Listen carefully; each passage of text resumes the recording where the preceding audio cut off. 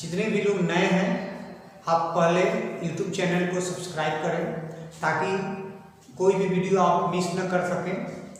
आज मैं आप लोगों के समक्ष 10वीं क्लास का वीडियो लेकर उपस्थित हुआ हूँ। मैं आपको बता दूं कि आज मैं रूटीन फिक्स कर दूंगा कि मंगलवार के दिन, लगभग मंगलवार के दिन, सोमवार को वीडियो बनकर तैयार हो जाएगा और मंगलवार के दिन वीडियो अपलोड कर दिया जाएगा 10वीं क्लास का, और 12th क्लास का वीडियो शुक्रवार के दिन अपलोड कर दिया जाएगा। बृहस्पति को बनकर तैयार हो जाएगा और शुक्रवार को अपलोड कर दिया जाएगा। अभी 2 ही क्लास का वीडियो अपलोड होगा, एक 10th क्लास के लिए और एक 12th क्लास के लिए। ठीक है, ये सूचना आप लोगों तक मुझे पहुंचानी थी। सप्ताह में एक क्लास का अब एक ही वीडियो बनेगा। आइए अब मैं सबसे पहले आप लोगों को बताऊं कि आज हम लोग 10वीं क्लास में क्या पढ़ने वाले हैं। आपने 10वीं क्लास के लिए मैंने जो फर्स्ट लेसन का वीडियो बनाया था उसको आप लोगों ने देखा है, पढ़ा है, जाना है। पूरा का पूरा मैंने फर्स्ट लेसन 6 वीडियो में ख़त्म किया हूँ। ठीक है, 6 पार्ट है वीडियो का, पूरा शुरू से लेकर अंत तक, दहन, ज्वाला, एलपीजी तक मैंने पढ़ाया हुआ है। ठीक है, आप उसको वहाँ से वीडियो पर जाकर देख सकते हैं। जैसे ही आपको इंट्रोडक्शन क्लास में विश्व कीजिएगा तो उसमें सारे के सारे वीडियो आ जाएंगे। मेरे यूट्यूब चैनल पर जाइएगा तो सभी के सभी वीडियो आपको दिखाई देंगे और वहाँ से आप अपना रिवीजन कर सकते हैं। आइए आज हम लोग उपस्थित होंगे एसिड, बेस और सॉल्ट यानी लेसन 2 को लेकर। ठीक है, आपके पास आज हम लोगों के पास क्या रहेगा, लेसन 2 रहेगा। ठीक है, पार्ट का नाम है एसिड, बेस एंड सॉल्ट, जिसको हम हिंदी में कह सकते हैं अम्ल, भस्म एवं लवण। ठीक है, ये पार्ट का नाम है एसिड, बेस एंड सॉल्ट, अम्ल, भस्म और लवण। पार्ट के नाम से ही आपको समझ में आ रहा होगा कि हम लोगों को क्या क्या पढ़ना है। अम्ल पढ़ना है, भस्म पढ़ना है और लवण के बारे में पढ़ना है, और इनसे संबंधित और भी चीजें होगी तो उनको ही पढ़ना है। यानी मिला जुला कर अम्ल, भस्म और लवण के बारे में ही हम लोगों को पढ़ना है। ठीक है, अब अम्ल, भस्म और लवण में हम लोगों को क्या क्या पढ़ना है भाई, तो सबसे पहला कंटेंट्स तैयार कर लेंगे। कंटेंट्स में जो सबसे पहला चीज हम लोग पढ़ने वाले हैं वही आप पढ़ने वाले हैं कि what is acid and acidic substance. ये पहला हम लोगों का टॉपिक होगा। दूसरा होगा प्रॉपर्टीज ऑफ एसिड। तीसरा जो होगा वह होगा what is base and basic substance. ठीक है, चौथा होगा आपका properties of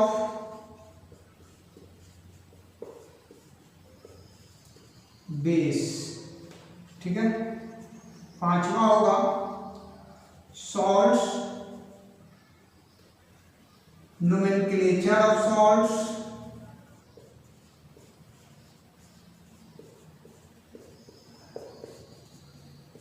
and types of salt. ठीक है, और इसके बाद होगा, इसके बाद इंडिकेटर्स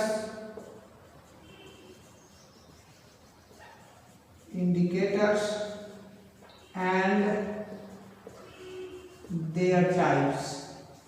ठीक है, इंडिकेटर्स एंड देयर टाइप्स, और अंत में जो हम लोग जी पढ़ेंगे, A B C D E F G, G में पढ़ेंगे हम लोग सम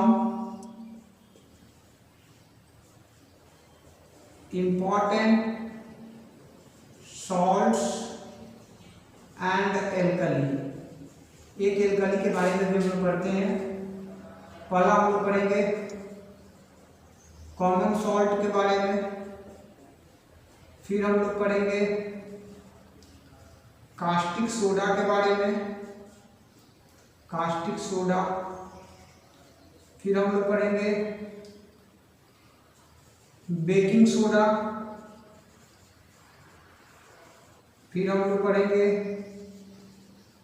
वॉशिंग सोडा, फिर हम लोग पढ़ेंगे ब्लीचिंग पाउडर, और अंत में हम लोग पढ़ेंगे plaster of Paris. Plaster of Paris आप देख सकते हैं यहाँ पर पूरा का पूरा कंटेंट्स आपको देखने को मिलेगा। हम लोग क्या क्या पढ़ने वाले हैं इसमें, मैं इधर से बता दूं आप लोगों को कि आप लोगों को क्या क्या पढ़ने को मिलेगा। सबसे पहले what is acid and acidic substance, उसके बाद प्रॉपर्टीज ऑफ एसिड, फिर what is base and basic substance, फिर प्रॉपर्टीज ऑफ बेस, फिर सॉल्ट्स के बारे में कि सॉल्ट किसे कहते हैं, सॉल्ट का नामकरण कैसे होता है, जैसे किसी को हम सोडियम लवण कहते हैं, किसी को हम पोटेशियम लवण कहते हैं, किसी को सल्फेट लवण कहते हैं, कि ये कैसे होता है।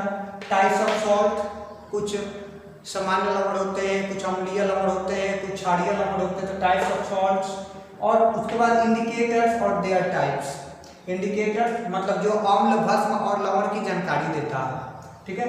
इसी में हम लोग एक बहुत ही इंपॉर्टेंट टॉपिक पढ़ेंगे पीएच स्केल, जो बहुत ही ज़्यादा इंपॉर्टेंट होता है और बहुत सारी परीक्षाओं में इससे संबंधित प्रश्न पूछे जाते हैं, ठीक है। इसके बाद अंत में जो हम लोग पढ़ने वाले हैं वो है some important salts and alkali, कुछ महत्वपूर्ण लवण और क्षार के बारे में, जैसे कॉमन सॉल्ट जिसको हम लोग साधारण नमक के नाम से जानते हैं, उसके बाद कास्टिक सोडा, ठीक है। इसके बाद बेकिंग सोडा जिसको हम खाने वाला सोडा के नाम से जानते हैं, वॉशिंग सोडा धोवन सोडा है, धोने वाला कपड़ा धोने वाला सोडा है, ब्लीचिंग पाउडर यानी ब्लीच किया जाता है ना, जैसे किसी भी कपड़े का रंग ब्लीच कर दिया गया, उसको रंगहीन कर दिया गया, तो इसमें ब्लीचिंग पाउडर का काम आता है। प्लास्टर ऑफ पेरिस, इससे आप लोग भली भांति परिचित होंगे, जब पैर टूट जाता है तो हड्डियों को प्लास्टर करने के लिए, जोड़ कर रखने के लिए या मूर्ति बनाने के लिए आप लोग देखते होंगे कहीं कहीं पे प्लास्टर ऑफ पेरिस का उपयोग करके मूर्ति बनाई जाती है। तो ये सारे के सारे टॉपिक आपको इसमें पढ़ने के लिए मिलेंगे जो बहुत ही इंपॉर्टेंट होंगे। और सबसे बड़ी बात मैं आप लोगों को ये बता दूं कि ये जो पार्ट है इसको यहाँ 10वीं क्लास में पढ़ने के बाद आपको 11th 12th में भी टच नहीं होगा, डायरेक्ट आपको ग्रेजुएशन में पढ़ना होगा। यदि आप साइंस से पढ़ते हैं, केमिस्ट्री आपका सब्जेक्ट रखता है, तब जाकर फिर से आपको ये सारे टॉपिक पर जानकारियाँ मिलेंगी। इसलिए इस क्लास में मैं आप लोगों को कोशिश करूंगा कि एकदम अधिक से अधिक जानकारी दूं और हट के दूं, कुछ अलग दूं, जो आपने कभी देखा नहीं होगा, सुना नहीं होगा, और समझाने का इतना प्रयास करूंगा कि आपको केमिस्ट्री बहुत ही आसान लगेगा। आप मेरे वीडियो के साथ हमेशा बने रहें, और जो लोग नए हैं वो भी बनने रहना चाहते हैं तो जल्दी से आप वीडियो को सब्सक्राइब करें, उसे बेल आइकन को उसके बगल में है उसे दबाएं, लाइक करें और वीडियो को आप लगातार देखते रहें, इससे आपकी जानकारी लगातार बढ़ेगी। आइए अब हम लोग प्रत्येक टॉपिक को उठाते हैं और टॉपिक के अनुसार पढ़ना शुरू करते हैं, ठीक है।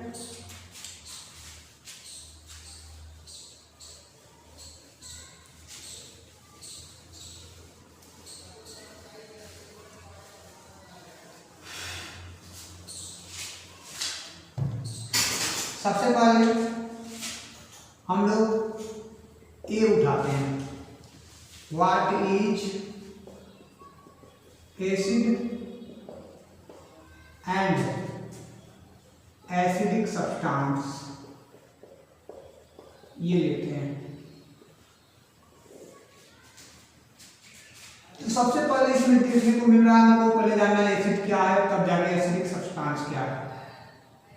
यदि मैं टॉपिक उठाऊं एसिड, जिसको हिंदी में हम सभी अम्ल के नाम से जानते हैं, ठीक है। एसिड जिसको हम कहते हैं अम्ल। सबसे पहले आप जान लीजिए कि एसिड जो है एक ग्रीक वर्ड है। Acid is come from, acid word comes from a Greek word acidus, the meaning of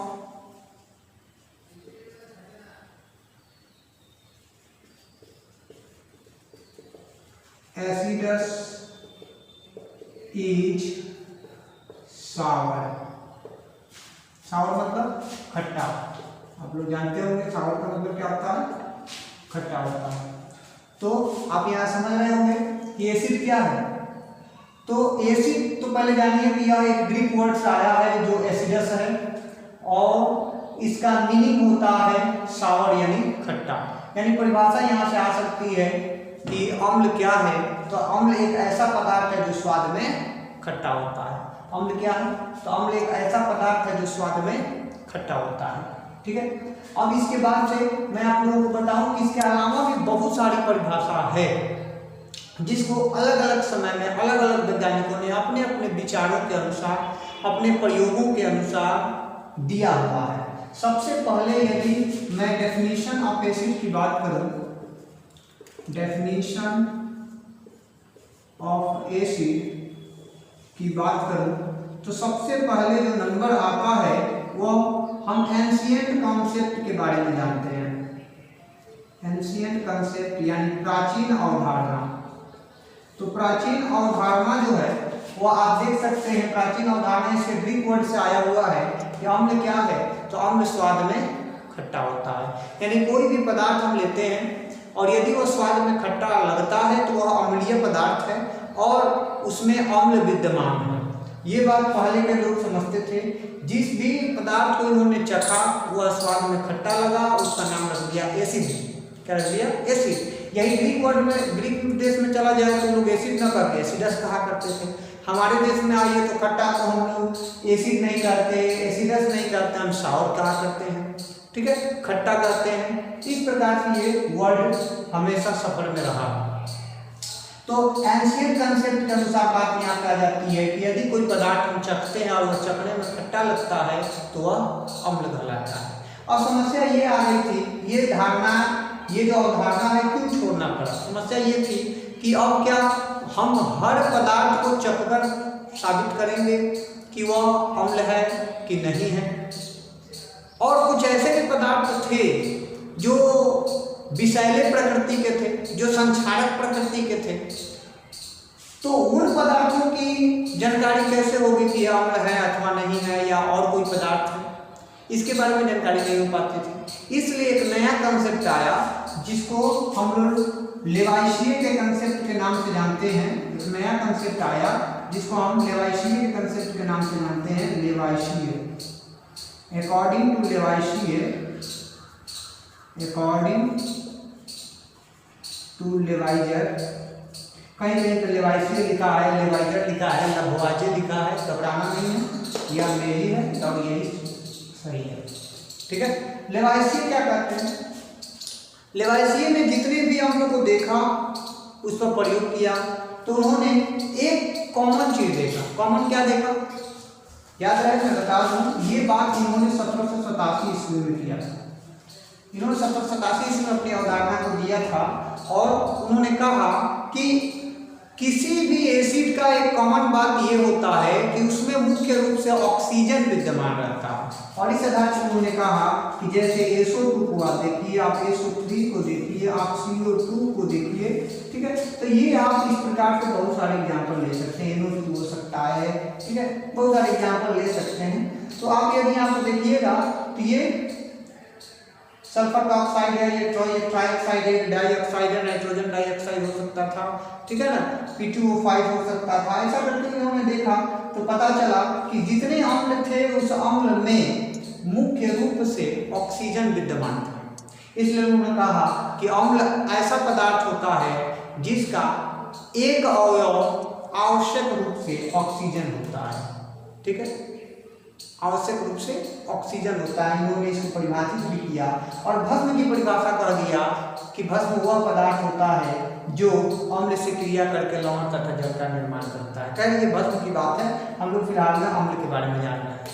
ठीक है, ये बात जो है लेवाइशिए ने कहा। लेवाइशिए के बाद नंबर आता है, मैं इसको खत्म कर देता हूँ, आपको वीडियो पॉज करके इसका लिख सकते हैं। ठीक है, इसके बाद लेवाइशिए के बाद एकदम मैं पहले ही आप लोगों को बता दिया हूँ, कितना जबरदस्त तरीके से आप लोगों के समीप और समक्ष इस पूरे कंटेंट को रखूँगा कि आपको लगेगा कि हाँ कुछ अलग मिला हुआ है। बस आप वीडियो के साथ बने रहें, ठीक है। और ज़्यादा से ज़्यादा शेयर भी करें, लाइक बढ़वाएं, व्यूअर्स बढ़वाएं, सब्सक्राइबर बढ़वाएं, ताकि मुझे भी जोश और जोश मिलता रहे और मैं ऐसे ही वीडियो को आपके समक्ष बना कर रखता रहूँ, ठीक है। अब हम लोग जानते हैं 3 नंबर बात, ठीक है। 3 नंबर बात जानते हैं कि इसके बाद कौन आए। तो इसके बाद 1885 ईस्वी में डेवी आए।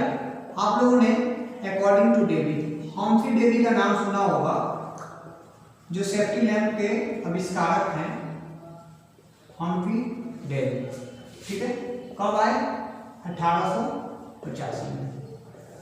1885 ईस्वी में अकॉर्डिंग टू डेवी ये अपना सिद्धांत देते हैं। इन्होंने क्या देखा? इन्होंने देखा कि मुख्य रूप से यदि देखा जाए, तुलना किया जाए, तो पता चलेगा कि मुख्य रूप से किसी भी अम्ल में हाइड्रोजन विद्यमान रहता है, हाइड्रोजन तत्व विद्यमान रहता है। अर्थात इनके कहने का मतलब ये था कि यदि आप किसी अम्ल को लीजिए और उसके जलीय विलयन को बनाइए और उसमें कोई धातु का क्षार डालिए, अम्ल लीजिए, उसका जलीय विलयन बनाइए, उसमें धातु का क्षार डालिए, ठीक है ना। इनका कहने का क्या मतलब था? जैसे मान लेते हैं कि ये हमने बीकर लिया, ध्यान से देखिएगा, ये हमने बीकर ले लिया, इस बीकर में हमने एसिड ले लिया, ठीक है, हमने एसिड ले लिया, कोई भी एसिड, जैसे मान लीजिए मैंने HCl एसिड ले लिया, हाइड्रोक्लोरिक एसिड हो गया, ठीक है। और इसमें हमने क्या किया कि जस्ता धातु का क्षार डाल दिया, जेडेन का रंग डाल दिया, ठीक है, जेडेन का रंग डाल दिया। तो इन्होंने कहा कि जब आप किसी अम्ल को लेते हैं और उसमें कोई धातु का क्षार डाल देते हैं, किसी भी धातु का क्षार डाल देते हैं, तो आपको ये मिलेगा, क्या मिलेगा कि इसमें से कुछ बुलबुले निकल रहे हैं। वह बुलबुला एक गैस है और वह गैस आपका H2 गैस है। क्या है? H2 गैस है। ये बात इन्होंने बताया कि यहाँ से एक बुलबुला निकल रहा है, ऊपर की तरफ जा रहा है, और यह क्या है? H2 गैस है। गैस के कारण ही पानी में बुलबुला उठता है, ठीक है ना। जल में यानी द्रवित अवस्था में यदि बुलबुला निकल रहा है, इसका मतलब ये है उसमें गैस निकल रहा है, उसमें गैस है, और इसी गैस के कारण ये बुलबुला निकल रहा था। इस बुलबुला यानी इस गैस को जांच किया गया तो पता चला कि ये हाइड्रोजन गैस है। इसके लिए इन्होंने क्या किया कि इस निकलती हुई गैस के सामने एक जलती हुई माचिस की तिल्ली लाई, तो देखा कि वह और फटफट ध्वनि के साथ जलना शुरू कर दिया। और फटफट ध्वनि के साथ यानी पॉप साउंड के साथ, आप लोग संगीत सुनते होंगे, उसमें आता है जाज, पॉप, क्लासिकल आता है ना, उससे पॉप को हिंदी में कहते हैं फटफट ध्वनि। तो पॉप साउंड के साथ गैस जलने लगा और हाइड्रोजन जो है वो पॉप साउंड के साथ जलता है, इसे पता चल गया। इस प्रकार से पता चला कि अम्ल में मुख्य रूप से हाइड्रोजन ही विद्यमान रहता है, डेवी ने कहा। और उन्होंने स्पष्ट कर दिया, यहाँ पे प्रमाणित करके भी बता दिया कि अम्ल क्या है। तो अम्ल वह पदार्थ होता है, याद रखिएगा, acid is dead substance which is react with a metal and produce H2 gas, ठीक है। इसका मतलब यही हुआ जो दिया हुआ है आपकी किताब में है, ये परिभाषा आपके किताब में यही परिभाषा है कि अम्ल क्या है। तो अम्ल वह पदार्थ है, अम्ल वह पदार्थ है जिसके जलीय विलयन में कोई धातु का क्षार डालने पर H2 गैस मुक्त होता है और धात्विक लवण बनता है। मुख्य बात है H2 गैस मुक्त होता है, और H2 गैस मुक्त होता है। इसी बात पे इन्होंने कह दिया कि किसी भी अम्ल का जो प्रधान तत्व होता है वो क्या होता है? हाइड्रोजन होता है। इसको याद रखना है, किसी भी अम्ल का जो प्रधान तत्व है वह हाइड्रोजन होता है, यानी hydrogen is a principal element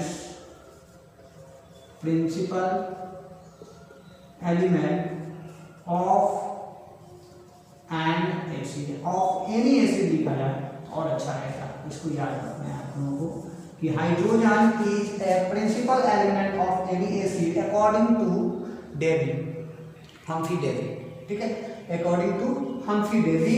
और इसी आधार पर इन्होंने कहा कि आप एसिडिक सॉल्यूशन ले लीजिए, एसिडिक सॉल्यूशन ले लीजिए, इसमें कोई आप मेटल डाल दीजिए तो आपको क्या मिलेगा, तो एक आपका मेटालिक सॉल्ट मिलेगा, मेटालिक सॉल्ट, और प्लस में आपको H2 गैस मिलेगा।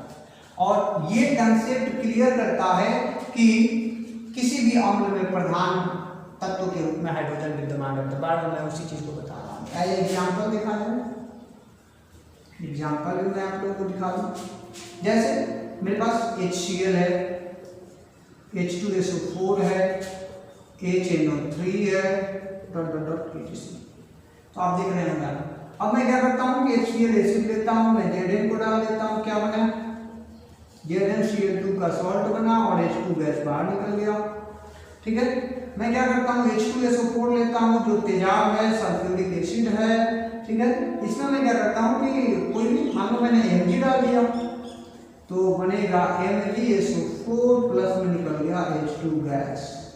ठीक है, इस प्रकार से आपको बात समझ में आ जाती है कि अम्ल क्या है। तो अम्ल एक ऐसा पदार्थ है जिसके जलीय विलयन में, देखिए मैंने सॉल्यूशन लिखा तो एक और होगा, ठीक है ना, जलीय विलयन में धातु के क्षण को डालने पर लवण बनाता है और H2 गैस मुक्त करता है अकॉर्डिंग टू हॉकिंग डेवी। ठीक है, ये रहा डेवी के बारे में। इसके बाद हम चलते हैं,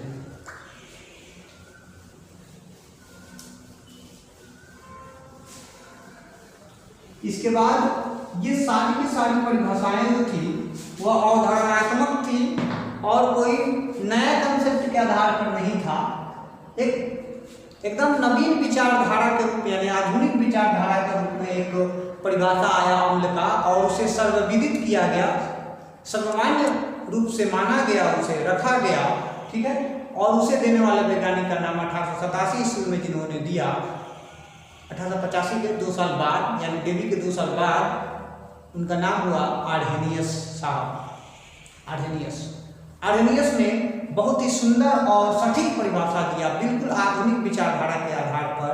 उन्होंने अपना एक विद्युत विच्छेदन प्रयोग किया, विद्युत विच्छेदन प्रक्रिया द्वारा, विद्युत अपघटन इलेक्ट्रोलाइसिस जिसे कहा जाता है, तो विद्युत विच्छेदन प्रक्रिया द्वारा अम्ल के बारे में बताया। उन्होंने कहा कि जब आप अम्ल को जल में डालते हैं तो अपने आयनों में विघटित हो जाता है और विघटित होकर वह H+ आयन देता है जो हाइड्रोनियम आयन के रूप में आपको मिलती है। ठीक है, आइए देखते हैं according to Arrhenius concept, Arrhenius की अवधारणा। ठीक है, ये कहते हैं कि यदि ये कब आया, 1887 में ये कंसेप्ट आया, मॉडर्न कंसेप्ट के रूप में जाना जाता है, मॉडर्न कंसेप्ट ऑफ एसिड। याद रखिएगा, modern concept of acid. Acid का एकदम मॉडर्न कंसेप्ट था ये। इसमें क्या किया गया है, बताया गया है कि एसिड की परिभाषा क्या है, मॉडर्न तरीके से, एकदम आधुनिक तरीके से बताया। इन्होंने कहा कि आप एसिड ले लीजिए, इसको आप H2O में डाल दीजिए तो जानते हैं आपको क्या मिलेगा, आपको मिलेगा हाइड्रोजन आयन और कोई बेस निकल जाएगा। ठीक है ना, जो भी उसके साथ रहेगा वह अपना ऋण आयन, ये तो आयन जो होगा वो पॉजिटिव होगा। ठीक है, और कोई एनायन बनेगा, प्लस में हीट आएगी। ठीक है, ये इसमें छेदी प्रक्रिया होगी। एग्जाम्पल में देखा जाए, ठीक है, तो मैं क्या करता हूँ, HCl लेता हूँ, मैं H2O में डाल देता हूँ, डाल दिया। HCl मैंने H2O में डाला तो मुझे मिलेगा H3O plus Cl minus plus heat. ठीक है, ये आपका क्लोराइड आयन हो गया, क्लोराइड आयन, ये आपका हाइड्रोनियम आयन हो गया। ठीक है, अब आप कहोगे कि भाई आप तो कह रहे हैं हाइड्रोजन आयन, यहाँ पे हाइड्रोनियम आयन आ गया, तो मैं बता दूं ये टूटेगा H+ और Cl- में, लेकिन H+ कभी भी, याद रखना, H+ कभी भी जल में H+ के रूप में नहीं रह सकता है, स्टेबल नहीं होता है। यह H2O से रिएक्शन करके H3O प्लस बना लेता है, यानी H प्लस जो है वह H2O से रिएक्शन करके H3O प्लस बना लेता है। तो इसलिए इसको हम हाइड्रोनियम आयन के रूप में ही दिखा रहे हैं। इसको ध्यान रखना है कि कभी भी जल में H प्लस आयन मुक्त रूप में नहीं रह सकता है, वह स्टेबल नहीं होता है, वह डायरेक्ट जल्दी से ही H2O से रिएक्शन करके, जैसे ये टूटेगा फिर H2O से रिएक्शन करके H3O प्लस का निर्माण होता है। ये आपका हाइड्रोनियम आयन होता है। ये हर किसी के साथ होती है। यदि आपने H2SO4 लिया है और इसको आपने H2O में डाला है तो फिर वही बात होगी, H3O प्लस तो बनेगा ही और SO4 माइनस आयन निकल जाएगा और प्लस में क्या होगा, हीट होगा। अब बात आती है कि क्या करेंगे, जल में अम्ल को डालेंगे कि अम्ल में जल को डालेंगे। ये भी बहुत सुंदर एक परिभाषा आती है, बताऊंगा कब, जब तनु और सांद्र पढ़ाऊंगा तब, ठीक है, कि अम्ल में जल को डालेंगे कि जल में अम्ल को डालेंगे, इसके बारे में बताऊंगा। फिलहाल हम इतना ही जानिए। H2SO4 को H2O में डाला जाता है, H3O प्लस आयन मिलता है जिसका हाइड्रोनियम आयन, ये सल्फेट आयन। ये रहा आपका आर्हेनियस का कंसेप्ट जो इन्होंने एसिड के लिए दिया था। और इसी प्रकार का कंसेप्ट, मतलब जैसे ही एसिड के बारे में बताया तो उसके लगभग बेस के बारे में बताया, लेकिन चूंकि मैंने कंटेक्स्ट बना रखा है तो जब मैं बेस के बारे में पढ़ाऊंगा तब आपके समक्ष बेस के बारे में इनके कंसेप्ट की चर्चा की जाएगी। आइए जानते हैं इसके बाद का जो कंसेप्ट है उसके पास चलते हैं।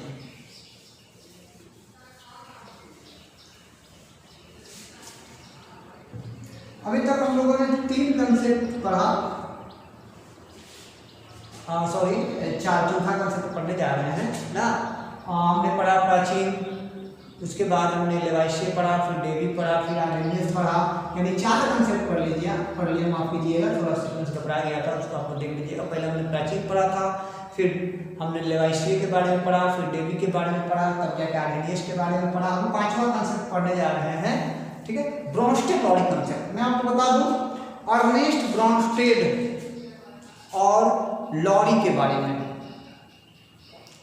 बहुत ही सुंदर एक कहानी है। कहा जाता है कि एक समय में 2 व्यक्ति एक ही बात को सोचते हैं और दोनों अलग अलग कंट्री के रहने के बावजूद, ठीक है, होता क्या है कि अम्ल, जैसे ये सारी परिभाषा आई तो भाई परिभाषा चलनी चाहिए थी, लेकिन ये टूट गया, वहीं पे रुक गया, किसी ने इसे नहीं माना।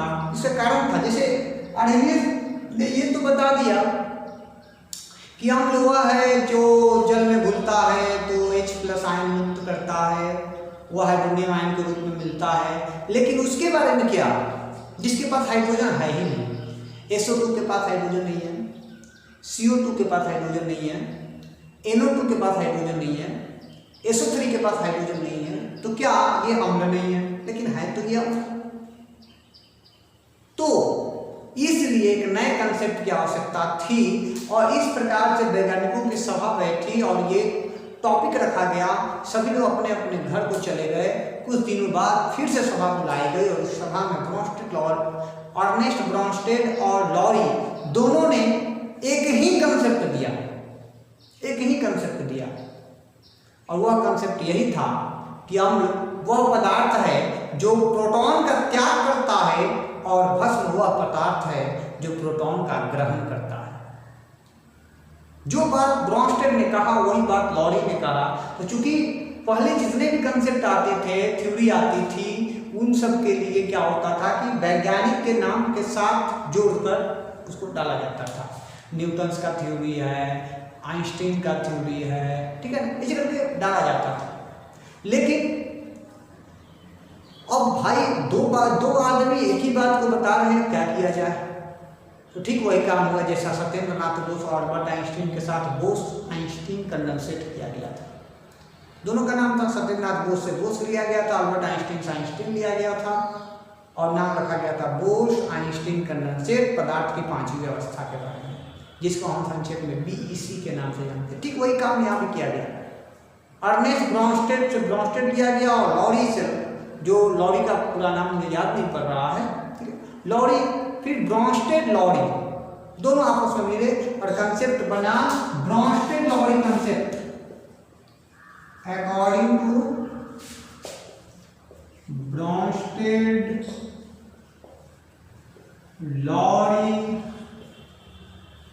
कॉन्सेप्ट 1923 में याद रखना है। कब? 1923 में। इसी भी मैं लिखते जा रहा हूँ। पहले प्राचीन, उसके बाद 87, 1700, उसके बाद 1885, उसके बाद 1887, उसके बाद 1923। ठीक है, 1923 ईस्वी में according to Bronsted Lowry concept 1923 ईस्वी में परिभाषा आया। क्या आया? तो अम्ल वह पदार्थ है, इन्होंने कहा कि अम्ल क्या है, एसिड क्या है, तो एसिड इज दैट सब्सटेंस, ऐसे कह सकते हैं, एसिड वह पदार्थ है जो प्रोटॉन का त्याग करता है। एग्जाम्पल भी दिया इन्होंने, एग्जाम्पल दिया। एग्जाम्पल जैसे इन्होंने HCl लिया, साइन ऑफ फेनो H2O में रखा तो H प्लस और Cl माइनस मिला। ठीक है, फिर उन्होंने H2SO4 लिया, रखा तो 2H प्लस और SO4 2 माइनस मिला। अब आप देखिए यहाँ H प्लस, याद रखें कि H प्लस एक प्रोटॉन को बताता है, एक प्रोटॉन को दर्शाता है, याद रहेगा। तो यहाँ कितने प्रोटॉन? एक प्रोटॉन। यहाँ कितने प्रोटॉन? दो प्रोटॉन। 3H प्लस रहता तो 3 प्रोटॉन। समझा नहीं ना? तो यहाँ पे आप देख सकते हैं अम्ल क्या है, ये दोनों एसिड हैं। क्यों है ये दोनों एसिड? क्योंकि ये प्रोटॉन का त्याग कर रहे हैं, क्योंकि H प्लस यानी प्रोटॉन दे रहा है, 2H प्लस 2 प्रोटॉन दे रहा है, इसलिए क्या है, एसिड है। क्या है? एसिड है। कैसे? ब्रोंस्टेड लॉरी ने कहा इसलिए। अब ये चीजें हर किसी पर लागू हो जाती थी। यदि मैंने CO2 को डाल दिया तो भी वो प्रोटॉन देता था, SO2 को डाल दिया तो भी वो प्रोटॉन देता था। इस प्रकार से क्या हुआ कि ब्रोंस्टेड लॉरी कंसेप्ट क्लियर हो गया। ये अभी आप लोगों को नहीं पढ़ना है, लेकिन चूंकि मैं एसिड का पूरा डेफिनेशन बता ही रहा था तो मैंने सोचा कि इसे भी बता दूं। अब एक डेफिनेशन जो है मॉडर्न कंसेप्ट के अनुसार, जिसे लगभग मैंने सोचकर बनाया है। ठीक है, मैंने सोचकर बनाया है, सबसे मैंने कुछ नहीं किया, सबको आपस में कंबाइन कर दिया और कुछ नहीं किया। आइए देखते हैं उस कंसेप्ट को, वही आप लोग याद रखें तो सब चीजें हो जाएंगी। ये जानकारी के लिए हो गई कि कैसे कैसे एसिड का सफर चला है। सबसे अंत में 6th नंबर जो कंसेप्ट है, 6th क्या गई, इसको मैं अपना नाम तो नहीं दूंगा, दे देता हूं modern concept. According to modern concept. ठीक है, इसमें क्या है, तो कहा जाता है कि अम्ल वह पदार्थ है जो धनायन चार्ज करने की क्षमता रखता है। धनायन जैसे प्रोटॉन,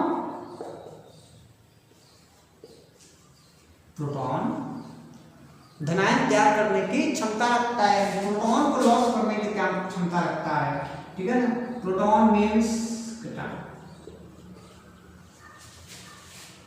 ठीक है, क्षमता रखता है और ऋणायन से संयोग करता है, किसी भी ऋणायन से संयोग कर सकता है, कॉम्बिनेशन विथ एनायन। और तीसरी बात कि वह बेस से रिएक्शन करके सॉल्ट और वाटर बनाता है। याद रहे 3 कंसेप्ट है इसमें। एसिड क्या है, एसिड क्या है, क्या है भाई, तो लॉस ऑफ प्रोटॉन,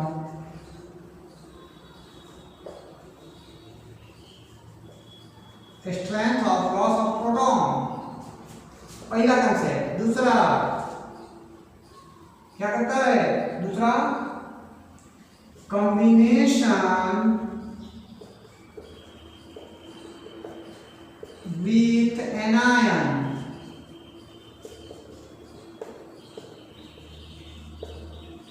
तीसरा concept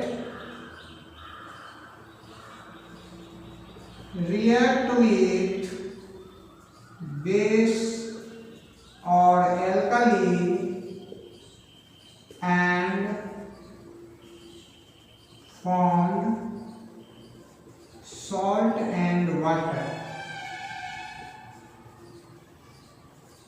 Salt and water means acid plus base, या आप एल्कली भी ले सकते हो, साइन ऑफ एरोसॉल्ट प्लस में वाटर।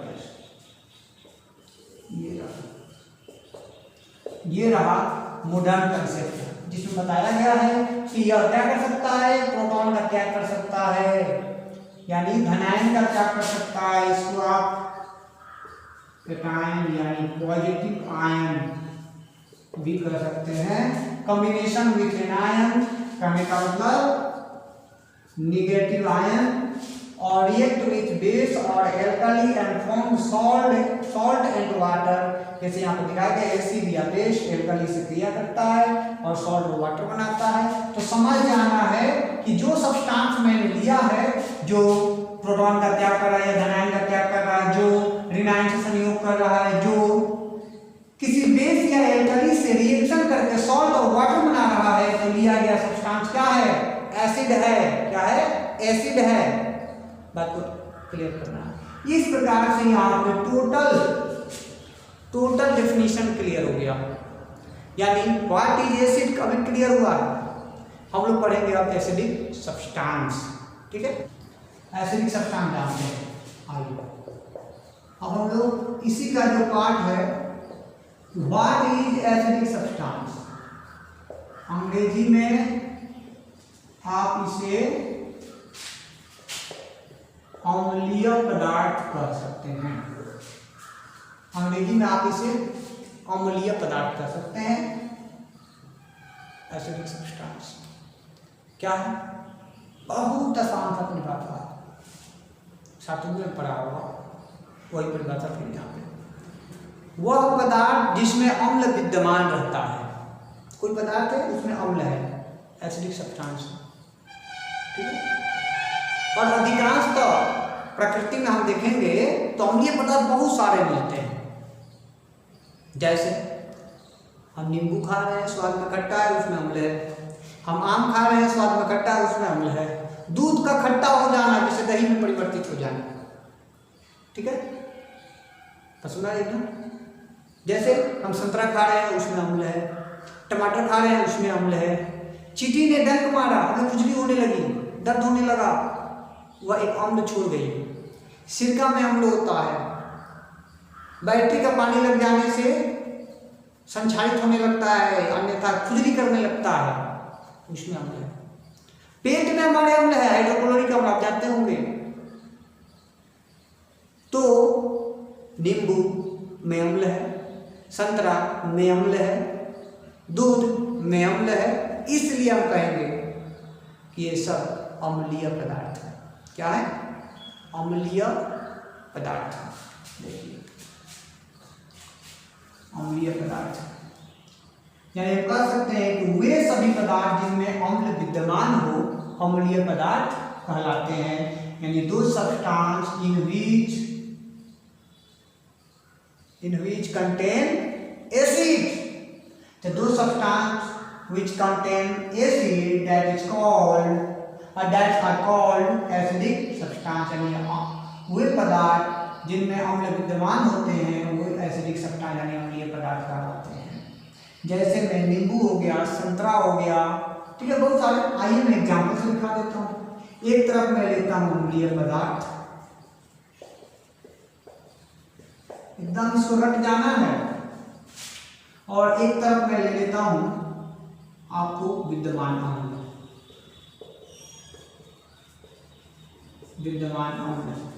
मैं सबसे पहले बात करता हूं नींबू का, संतरा का। ठीक है, नींबू संतरा क्या होता है, नींबू संतरा में होता है साइट्रिक अम्ल, जिसको कहीं कहीं आप देखिएगा सिट्रिक भी लिखा होता है, कोई दिक्कत नहीं है। ठीक है, इसके बाद मैं बात करता हूँ टमाटर का। इसमें होता है ऑक्जेलिक अम्ल।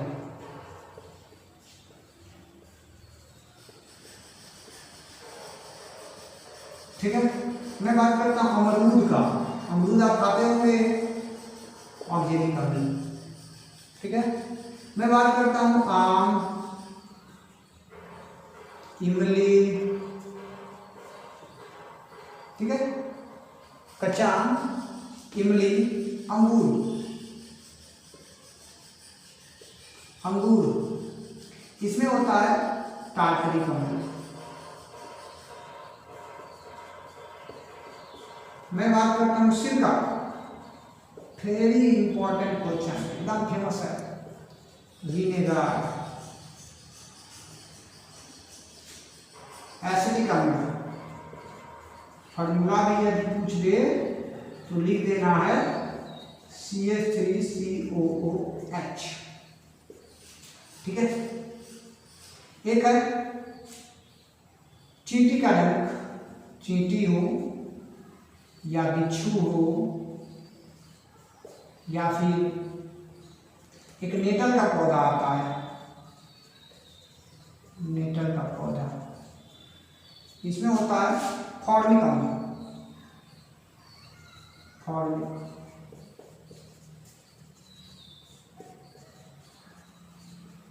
फॉर्मूला HCOOH, याद रखिएगा फॉर्मूला HCOOH, इसका फॉर्मिक अम्ल का फॉर्मूला होता है। ठीक है, यहाँ से आप वीडियो पॉज करके लिख सकते हैं आराम से। ठीक है, आगे की ओर यहाँ तक मैंने बताया। इसके बाद और बता देता हूँ,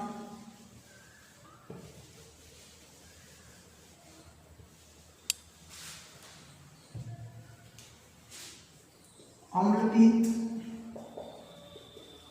चाहे पित्त अम्ल होता है, हाइड्रोक्लोरिक अम्ल,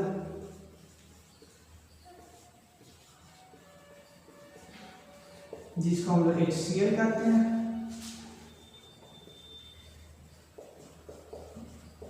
बैटरी अम्ल, जिसको हम कहते हैं सल्फ्यूरिक अम्ल,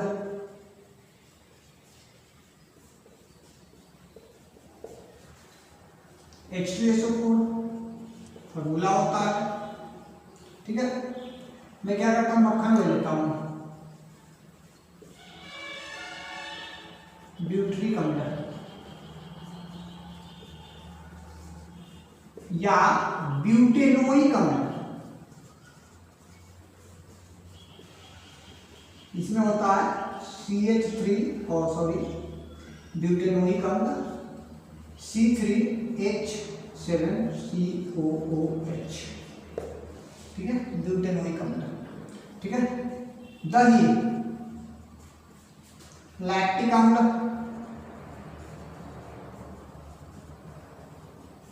ठीक है, दही हो गया आपका लैक्टिक अम्ल। विटामिन C, या फिर आप आंवला खा लीजिए, इम्यूनिटी बढ़ाती है, लॉकडाउन में काम देगा। ठीक है, कोरोना से बचने के लिए इम्यूनिटी बढ़ाती है। विटामिन C के लिए आपने के लिए आंवला खाइए। ठीक है, इसमें होता है एस्कॉर्बिक अम्ल, एस्कॉर्बिक अम्ल। ठीक है, ऐसे करके बहुत सारे पदार्थ मैं कितना लिखूं, आपको जब भी कभी दिक्कत हो तो आप कमेंट बॉक्स में डालिए, मैं उसका उत्तर दे दूंगा। इतना आप यहाँ से नोट कर सकते हैं कि ये सब अम्लीय पदार्थ हुए, इनमें विद्यमान अम्ल ये सब हैं, और चूंकि ये अम्ल इस पदार्थ में विद्यमान है इसलिए ये सब क्या कहलाते हैं, अम्लीय पदार्थ कहलाते हैं। यहाँ से आज का क्लास समाप्त होता है। अब हम लोग अगले कंटेंट के टॉपिक पर चलेंगे। कौन सा? प्रॉपर्टीज ऑफ एसिड, बहुत इंपॉर्टेंट है, उसको भी हम लोग पढ़ेंगे, लेकिन इस वीडियो में नहीं, अगले वीडियो में पढ़ेंगे हम लोग। और तब तक के लिए बहुत बहुत धन्यवाद आप सभी का। ऐसे ही चैनल को सब्सक्राइब करते रहिए, लाइक कीजिए, कमेंट कीजिए यदि कोई प्रॉब्लम हो तो, या कोई सुझाव देना हो तो, और ज़्यादा से ज़्यादा वीडियो को शेयर कीजिए। बहुत बहुत धन्यवाद।